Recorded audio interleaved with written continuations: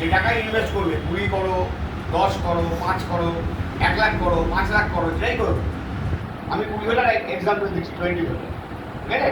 মনে করো 20,000 টাকা তোমার ইনকাম পার মান্থ, চাকরি পেয়েছো, তুমি এর ধরো 25% ইনভেস্ট করছো, নট সেভিংস, ইনভেস্টমেন্ট। আমাদের রিটার্ন ধরো 24%, বেশিও হয়, আমার 20 হচ্ছে ইয়ারলি। তাহলে 20,000-এর 25% কত হয়? 5,000 টাকা হয়।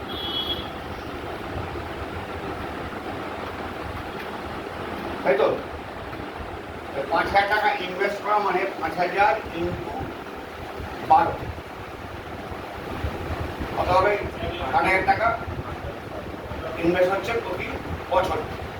এখানে ফর্মুলা হচ্ছে এটা, capital A equal to small a by i into 1 plus i equal n minus 1।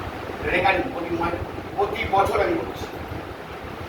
দেখো 8,000 টাকা তুমি ইনভেস্ট করছো, আই মানে রেট অফ রিটার্ন, আমরা রিটার্নটা ধরে নিচ্ছি, মার্কেটের রিটার্ন মোটামুটি ভালো করে করলে 24% রিটার্ন তো আসবে, বেশি দাম হচ্ছে না। 24 মানে মান্থলি 2%, খুব মিনিমাম রিটার্ন।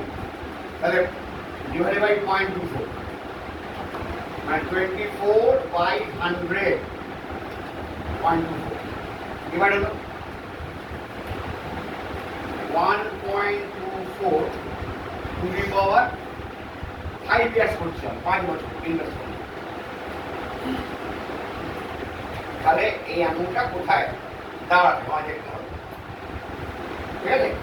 বড় দেখি 1.24 টু দি পাওয়ার 5 কত হচ্ছে?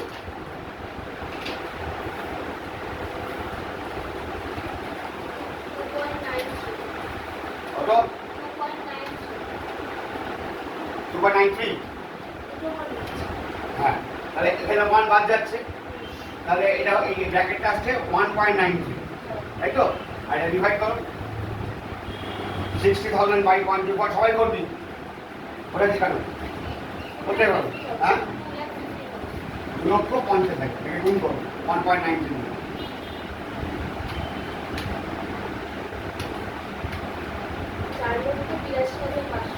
4,82,500 টাকা হলো। এটা হলো 5 বছর পরে, ঠিক আছে? এবার মনে করো 5 বছর পরে আমার মাইনে বেড়ে যাবে, আমি এখন 20 পাই, যখন 25 পাবো, মাস তো বাড়বে, বছরে 1,000 টাকা মাইনে বাড়বে, মিনিমাম, বেশি বাড়তে পারে। তাহলে আফটার 5 ইয়ার্স মাইনে আমার 25,000 হয়ে গেল, আর তখন তার 25% রাখবো আমি, তার 25 টাকা 6,250 টাকা, 25,000-এর 25%, ঠিক আছে? তাহলে আমি এটাই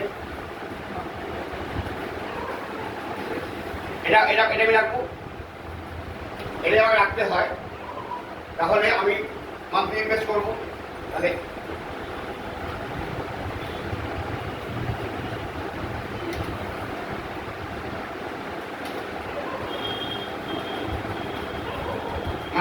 নেক্সট 5 ইয়ার্স, প্রথম 5 ইয়ার্স করার পরে, প্রথম যখন 5 ইয়ার্স করেছি আমি, প্রথম 5 ইয়ার্সে কত এসছে আমার? এটা এসছে। এবার নেক্সট 5 ইয়ার্স যখন করছি, ভালো কত হচ্ছে? মানে 6,250 করে, একইভাবে 6,250 কত হচ্ছে? হ্যাঁ, বা কয়েক করে তো 75,000 divided by 0.24 into 1.24 to the power 5 minus 1 কত হলো? একইভাবে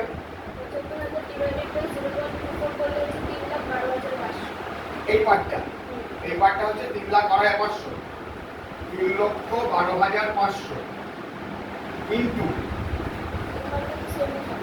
হ্যাঁ এটা একই থাকবে, 1.93, ঠিকই বলেছো, মাল্টিপ্লাই করো 6,03,000। ভালো করে বলুন, প্রথম যে টাকাটা ইনভেস্ট করলাম 5,000 টাকা করে, আফটার 5 ইয়ার্স এটা এসছে, আবার নেক্সট 5 ইয়ার্স আমার মাইনে বাড়লো, সেটা এই টাকাটা এলো। এবার এই যে 5 থেকে 10 এটা ইনভেস্ট করে রেখেছি, এবার ভাড়া রেখে দিইনি, এটা ইনভেস্ট হয়েছে, তখন কি হবে, ওটাও বেড়েছে। তারপরে এই যে এই টাকাটা পরবর্তী 5 বছর বেড়ে কত হচ্ছে, তখন কিন্তু রেকারিং অ্যাট এ টাইম, তখন অ্যাট এ টাইম ফর্মুলা এইটা a equal to p into 1 plus I to the power n। তাহলে এইটা কত, এই টাকাটা this amount 4,82,500 into 1 plus 0.24 to the power 5, 4,82,500 into 1.24 to the power 5 কত হলো বলো, 1.24 to the power 5 করে গুণ করো। মানে এটা হচ্ছে ওয়ান টাইমের ফর্মুলা, এটা রেকারিং ফর্মুলা।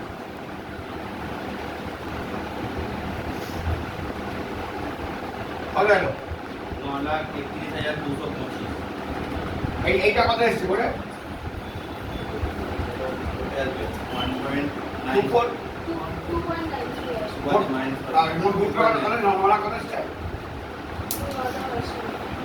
আরে 1.2 তুমি ভাই করো না, এত বার্তা করিয়েছি, বল কত হচ্ছে,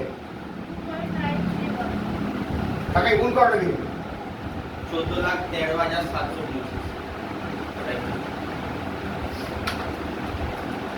14,13,725। দেখো প্রথম কি হলো, প্রথম আমি মাইনে পাচ্ছি 20,000 টাকা, আমি চাকরি করে ঢুকেছি 20,000 টাকায়, আমি 20,000 টাকার 25% আমি ইনভেস্ট করছি, মানে 5,000 টাকা আমি করলাম। ক বছর, 5 বছর। 5 বছর পরে আমার ওই টাকাটা এলো, এই অ্যামাউন্টের টাকা, ঠিক আছে। এবার আমার আমি করলাম 5 বছরের মাইনে বেড়েছে, আমার 25,000 হয়ে গেছে, মিনিমাম ধরেছি, মিনিমাম 5 বছর পরে 20,000 টাকা মাইনে 30,000 টাকা 25 হচ্ছে, 25 হলো, তাহলে 25,000 টাকা হয়ে গেলে তার থেকে তার 25% 6,250, ওটা আবার 5 ইয়ার্স ইনভেস্ট করবো, এই টাকাটা এসছে। আর ওইটা অ্যাট দ্য এন্ড অফ 5 যেটা পেয়েছি, ওটা আমি ইনভেস্ট করছি পরে 5 ইয়ার্স, তখন টাকাটা অ্যাট এ টাইম। তাহলে আফটার 10 ইয়ার্স আমার মোট ফান্ড কত আসছে, 1413725 প্লাস এইটা 603125।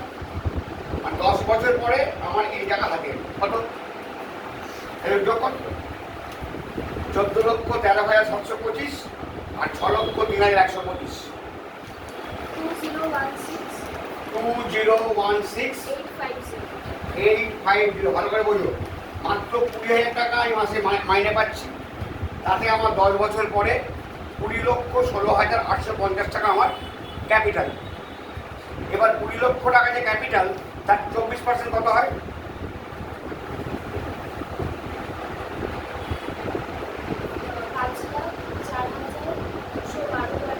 20 লক্ষ টাকার 24%, ঠিক করেছো, 20,16,000 টাকা, হ্যাঁ, ওটা 24% মানে আছে 4,84,044। 4,84,044। ভালো করে বলবো, 4 লক্ষ খালি, এটা কোনটা আসছে, রিটার্নটা অনলি, আসলটা নয়, এর রিটার্নটুকু আসছে, একে বড় ভাগ করো, মান্থলি করো পাচ্ছ 40,000। মাইনে দেখো, তুমি 20 পাচ্ছিলে মাইনে, 5 বছর মাইনে তো 25 হলো, আবার 5 বছর পরে কত হবে মাইনে, 30 হোক, 40 পাচ্ছ, আর কাজ করতে হবে, ঠিক আছে। আমি ধরে নিচ্ছি এফডি আপনার 5 ইয়ার্স মাইনে আমার বেড়ে যাচ্ছে, 20 থেকে 25, 25 থেকে 30 নামি, 10 বছর পরে গিয়েই আমি 40,000 টাকা ইনকাম করছি, মানে ফাইন্যান্সিয়াল ফ্রিডম হয়ে যাচ্ছে আফটার 10 ইয়ার্স।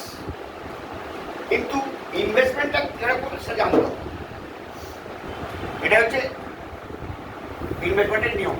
জাস্ট 10 ইয়ার্স তোমাকে টাইম যা দিতে হচ্ছে, 10 ইয়ার্স, তাহলে তুমি you will be financially free. আর কোনো চিন্তা নেই, চাকরি চলে যাবে, লে অফ হয়ে যাবে, ছাটিয়ে দেবে। আমাদের তার ইনকাম ইনভেস্ট করেছি, আমার তো 4,84,000 টাকা ইনকাম আছে, এটা আমার 20,000 ধরে, কেউ বলে আমি 2 লাখ টাকা আয় করে জানলো, কেউ বলছে আমি 1 লাখ আয় করে, এখন ধরো যে যেরকম ভাবে নেবে তাই সেরকম। এটা হচ্ছে ফাইন্যান্সিয়াল পুরো প্ল্যানিং, ভালো করে বুঝে না। আমরা 10 বছর ধরে বেশি, তুমি যেখান থেকে ইনকাম শুরু করবে, চাকরি করো, বিজনেস করো, যাই করো, 10টা বছর তুমি যদি কাটাতে পারো, তোমাকে আর ওই ইনকামটা বসে বসে হবে।